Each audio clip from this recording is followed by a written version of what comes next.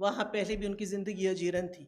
इस प्रोपेगेंडे के बाद फिर से एक नफ़रत का जो है तूफ़ान उठा है उनके ख़िलाफ़, और यहाँ तक आ गया कि ये आपस में शादियाँ करेंगी।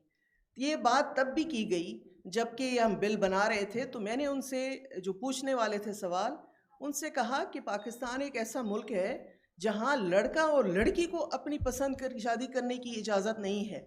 वहाँ पे वो ऑनर किलिंग के नाम पे मारे जाते हैं। अगर लड़का और लड़की, नॉर्मल लड़का लड़की अपनी मर्जी से शादी कर लेते हैं, तो वहाँ इनकी शादी का कहाँ से सवाल उठता है? तो ये सारे मफरूज़े हैं, ये सारी गलत बातें हैं।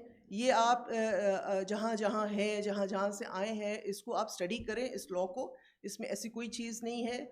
ये एक महरूम तबके के लिए है, एक पिसे हुए तबके के लिए है, उनको एक बाइज़्ज़त ज़िंदगी देने के लिए है। पहली दफ़ा उनके लिए हमने जायदाद में हिस्से की बात की है, पहली दफ़ा उनको आइडेंटिटी मिली है, पहली दफ़ा उनको रिकग्नाइज़ किया गया है।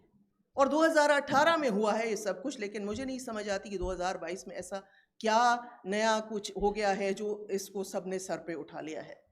बाकी एंड में मैं एक बात करूंगी कि the strength lies with us.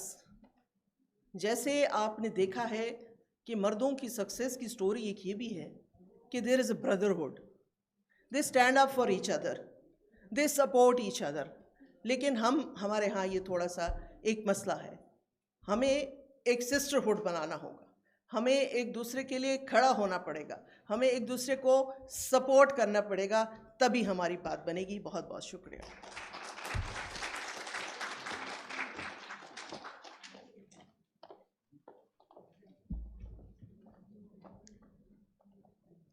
अब मैं गुजारिश करूंगी सेनेटर मिस सना जमाली साहिबा से कि वो तशरीफ़ लाएं और अपने ख़यालात का इज़हार करें।